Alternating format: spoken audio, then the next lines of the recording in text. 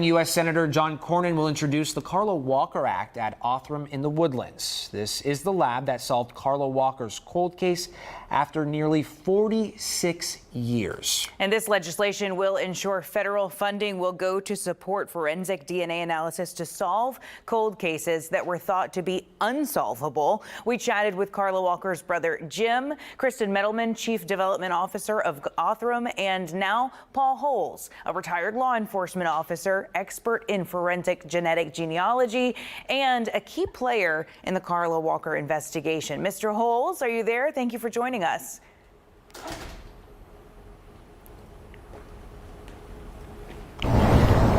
Okay, we had a little bit issue with your microphone. I think we can hear him now. Yeah. Mr. Holes, thank you so much for coming on the show. We do appreciate your time this morning. Would you call this legislation a game changer? Well, absolutely. You know, since we used this technology back in 2018 to solve the Golden State Killer case, we've seen hundreds of other unsolved cases solved, including Carla Walker's case, using this technology. But the big hurdle across the nation is many agencies don't have the money to be able to pursue their cases using this technology. So this bill allowing federal funding to pursue forensic genetic genealogy on these unsolved cases is huge. Yeah, I would think that a lot of people would say this was the type of technology that they've been waiting for. But on the contrary, we know that this type of testing will destroy evidence. And so sometimes if a family has just one piece of evidence left, this is their last hope to solve their case, they maybe want to hold off on that. So what would your message be? Maybe to those families, maybe to law enforcement agencies in cold cases who might not be on board with turning over their evidence for this piece of technology?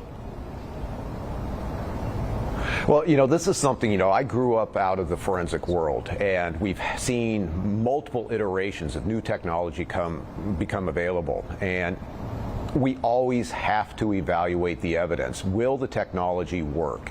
And that's something that even in the Carla Walker case, I've seen the technology improve, where the initial attempt that I recommended on the Carla Walker case did not work. And then when I turned to Othram, who's utilizing a much more sensitive technology, it did work and it solved the case. So this is a message always to agencies, investigators, and families, is that the evidence needs to be evaluated. Is the technology suitable today?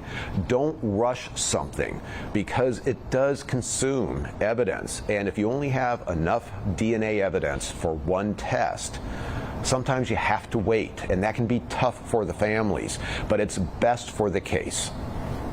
Yeah. Okay. So what about, I understand you've been doing this a long time. This is your expertise. Are there other cases that you believe could come next, like any that come to mind that this technology could help solve?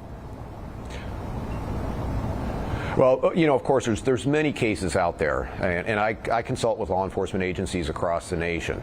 But as an example, you know, one case that I had involvement with out in the Bay Area is the Zodiac case, and that is still an unsolved case, and it's a very high-profile case. If they can identify DNA from that offender, then this technology potentially could solve one of the biggest mysteries that's out there, the Zodiac case. Yeah, and when you say mystery, and we remember all of those times that we just wanted answers. So yeah, if this is the last chance to get answers, that's really fascinating technology. A lot of hope for so many people. Jim, thank you so much for coming on the show this morning. We do appreciate your time.